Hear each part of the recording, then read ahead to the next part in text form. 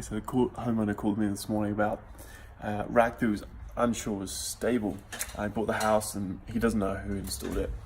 And not about who installed it, it's about how it was installed. That's what it's all about, really.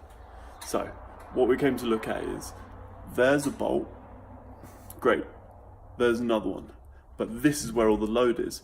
See, it's after the last bolt, and so that's the real concern, because as you pull on this, you probably can't quite see that. That actually flexes away from the ceiling just with me pulling on it.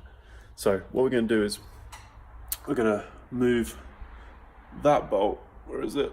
That one, to over by the edge of the wall, and then essentially there's a bolt on either side of the where the force is going to be, and then that's going to make it much more stable. So, Harry's Rack, your garage. If you're having any concerns about a rack, give me a call.